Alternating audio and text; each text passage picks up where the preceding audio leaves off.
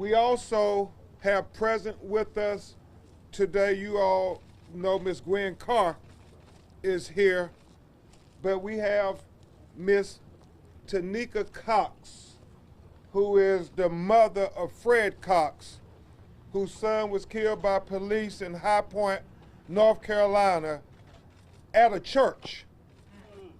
Not only are they killing us for driving while black, shopping while black, having a cell phone while black, sleeping while black, like Botham Jones been in our apartment while black. But her son was killed while at the church while black. And she did not think it robbery, Arthur, to come here and be with Andrew Brown's family. So like Miss Gwen Carr, we thank her and we continue to pray for justice for your son as well. Fred Cox Jr. Fred Cox Jr. Now today, as we informed you yesterday, we have the results of our autopsy report that was performed by Dr. Brent Hall with Autopsy Professional Association. And you all will get copies of the autopsy report as well as the anatomical models at the end of the press conference.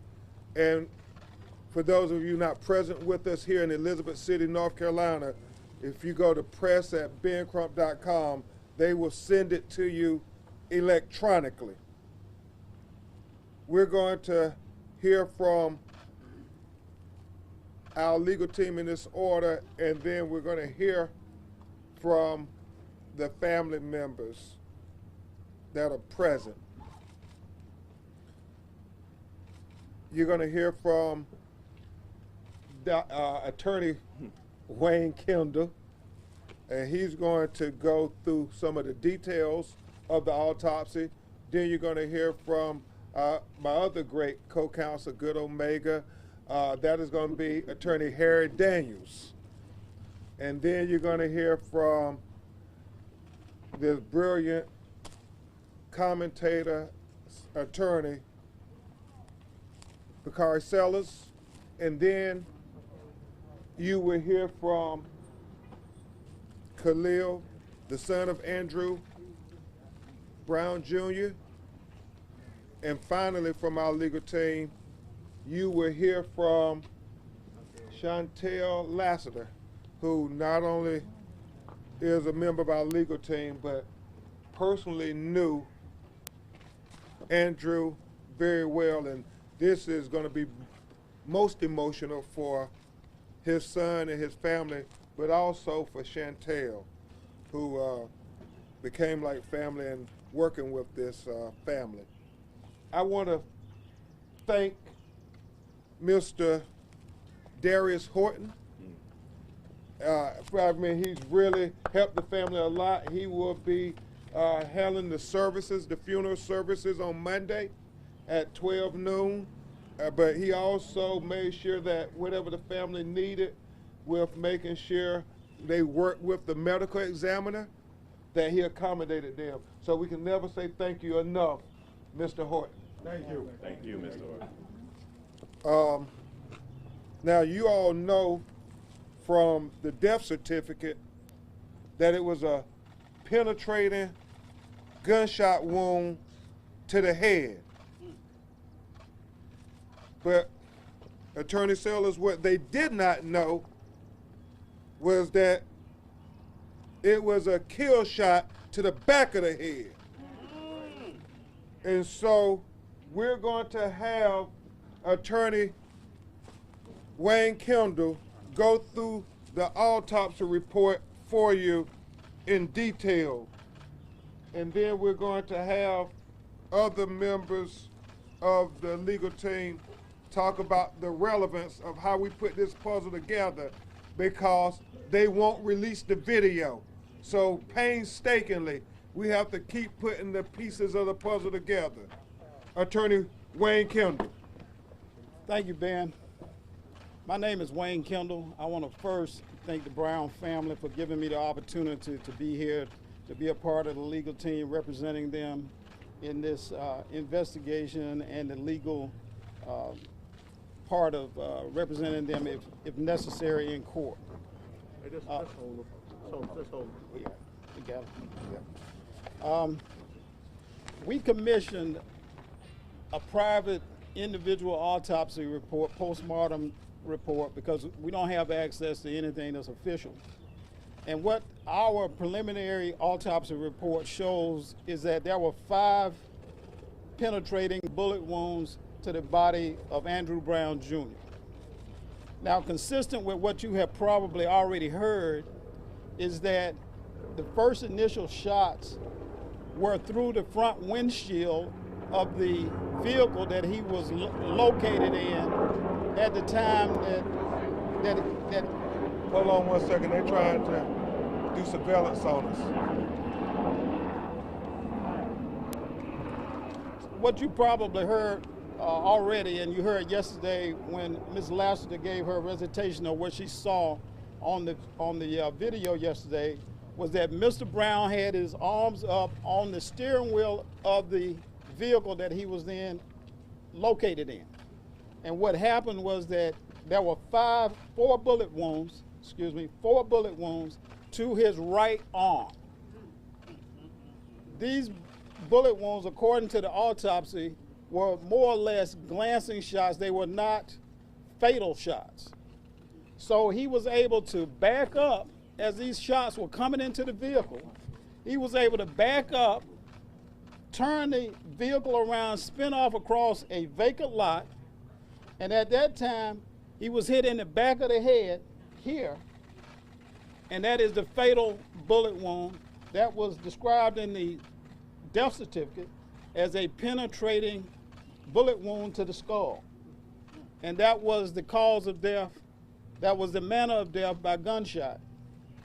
So we now know, because we have not been able to get any official documentation concerning this shooting, that this in fact was a fatal wound to the back of Mr. Brown's head as he was leaving the site trying to evade being shot at by these particular law enforcement officers who we believe did nothing but a straight out execution by shooting him in the back of his head as he was trying to get away in a moving vehicle, which no doubt is also against police practice to shoot into a moving vehicle to a person who posed no threat whatsoever to the officers then and there on the scene. So in summary, his death was caused by these officers with a bullet wound to the back of his head that caused him to lose control of that vehicle and crash into a tree. And I think once the video actually comes out, we're going to also find out that there were shots into that vehicle after it crashed into the tree and after he had been hit in the back of the head.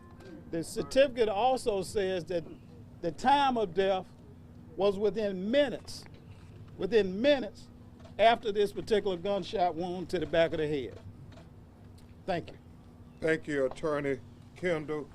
As Attorney Harry Daniels comes before you, it's important to note that the gunshot wound to the head, the entrance was the back of the head, range intermediate, projectiles sequentially perforated and penetrated his skull and his brain.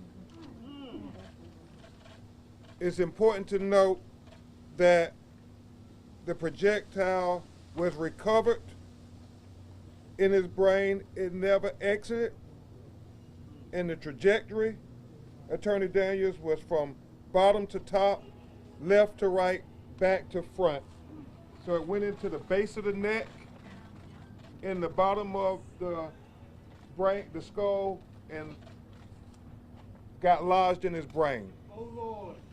And that was the cause of death. Attorney Harry Daniels, will put this in greater context.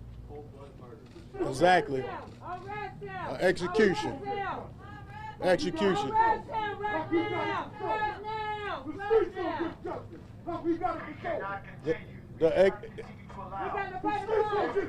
give us a minute. Wait a minute. The streets gonna get justice, bro. You better remember that, Negro. The streets gonna get justice. You ain't nothing. Execution. That's what took place. That's what Attorney Wayne Kendall that's described. He went over the medical points of it, but that's exactly what that's described. Overkill, execution. The law enforcement in this country cannot be judge, jury, and executioner. Andrew did not get his due process. He was innocent. I don't care what the warrant, what the search warrant, he was innocent. He maintained the presumptions of innocent.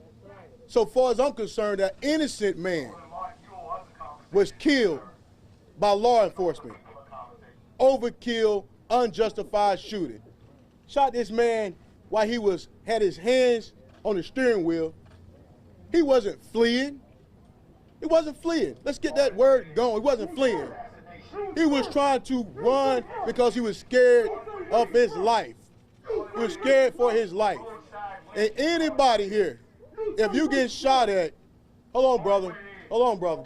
If you get shot at, and you're gonna run. That's bottom line. Second nature. Fight or flight, you're gonna run. He left, trying to save his life, and they continued to shoot and put a bullet in back of his head, in the back of his head. A black man, unarmed, bullet in back of his head for no reason whatsoever. It was an innocent man. I don't care what, you can put out whatever you want to put out. You can try to assassinate his character, but you need to talk about the assassination of him and who committed the assassination. That's right. That's right. All right, I'm gonna pass on Bakari Sellers, Coach. Attorney Sellers.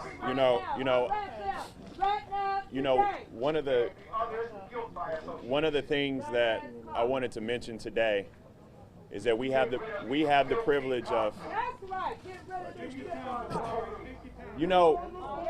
my brothers, this is a message for everyone watching.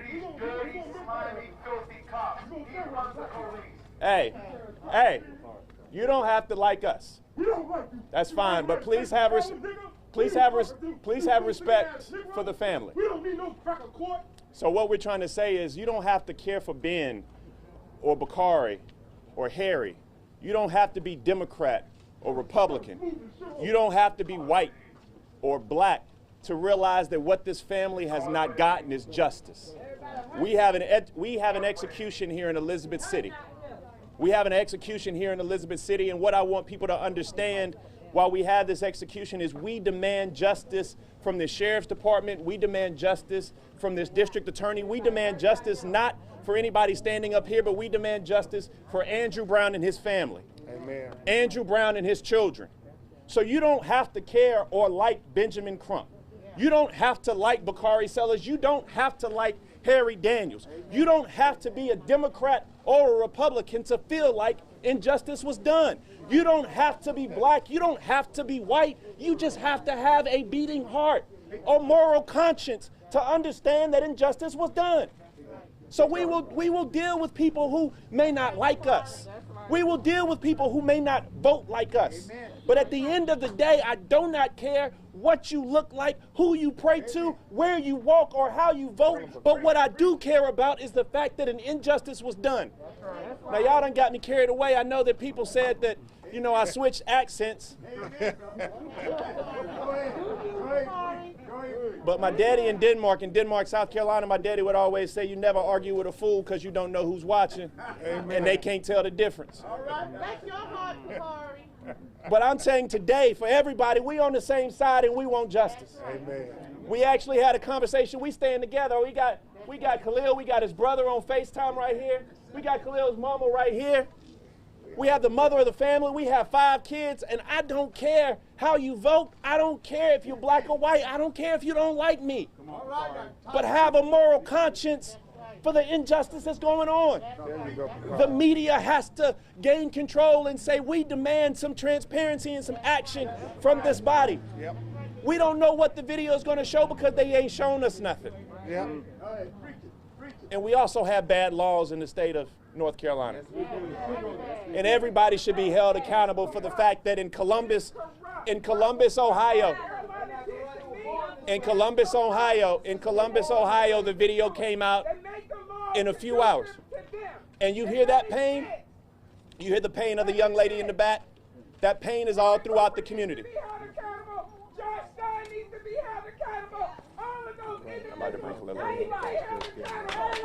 And so the last point I want to make is one of the worst questions we always get asked.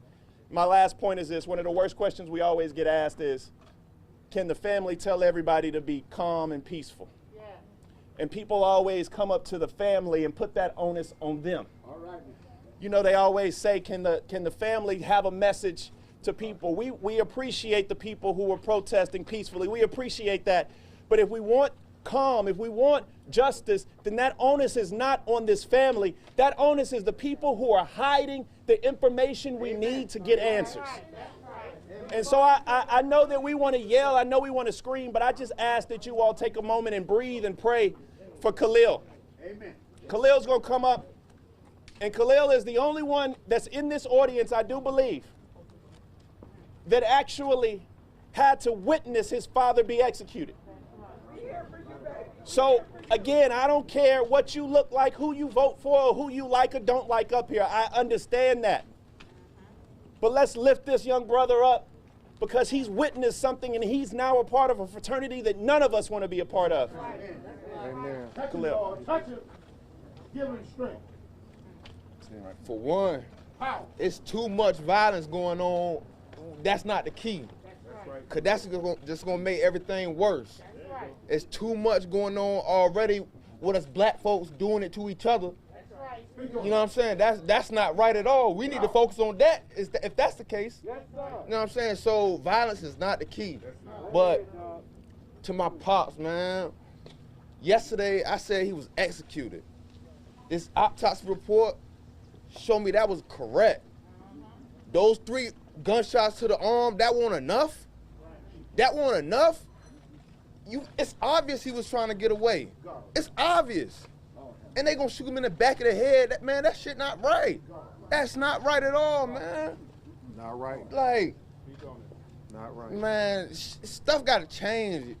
It really gotta change for real. Yeah. Like.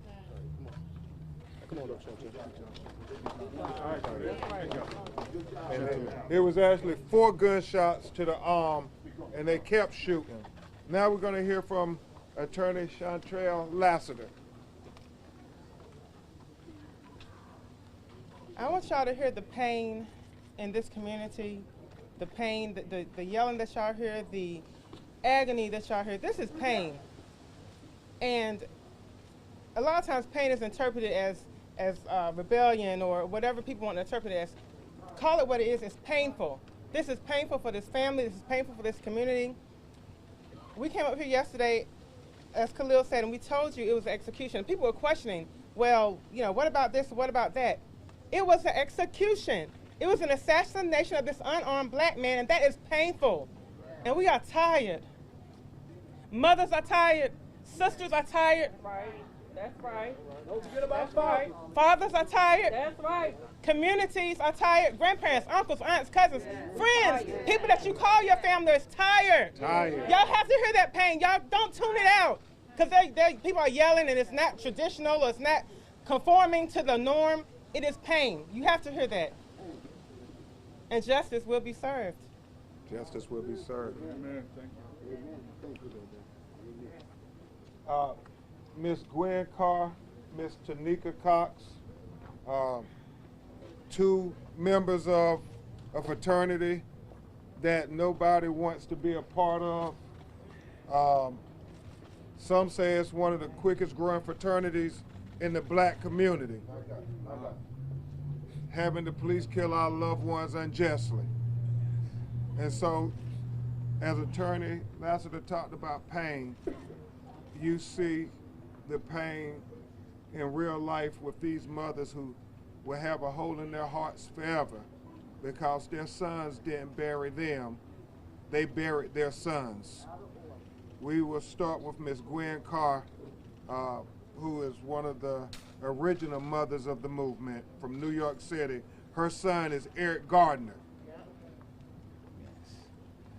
Good morning, everyone.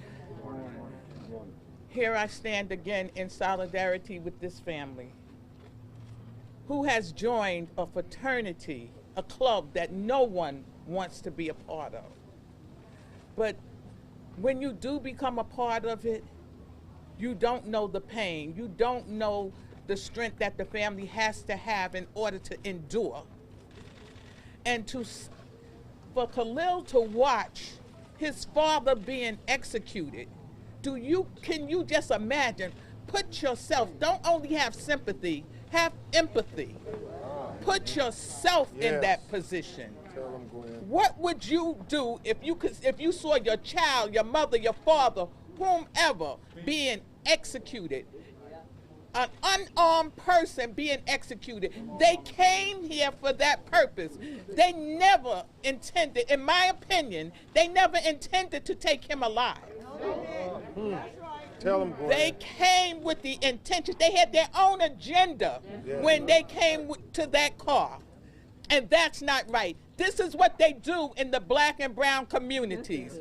They come to us, they brutalize, they terrorize, they kill, and then it's swept under the rug. But we have to come together as communities to stop this. We can't keep going through this. My son died almost 7 years ago, and I had to watch his execution over and over again.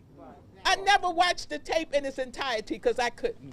And I know it's going to be just like a lot of these family members. They're not going to be able to see that. It's horrible what they do to us. Horrible. And it has to stop. It has to stop. All black and brown men are not terrorists. They're not all guilty. Tell them. They talk about police not being all bad, so all black people are not bad. Tell them, Gwen. There's bad in every community, in every race and creed. We have bad people. Amen. Just watch Scary People. Y'all watch that on TV, and it's not all us. That's right. But you know, I just want y'all to embrace this family. I want y'all to give this family justice. I want the media to record this for what it is, because it is what it is, an execution.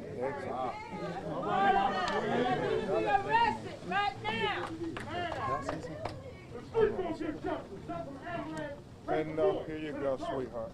I'm Tanika. This is Tanika Cox, the mother of Fred Cox Jr. Many of you don't know her story, but it needs to know. Her son mattered. My son, we're from High Point, North Carolina. My son was murdered, executed in a church on November 8th by a plainclothes detective.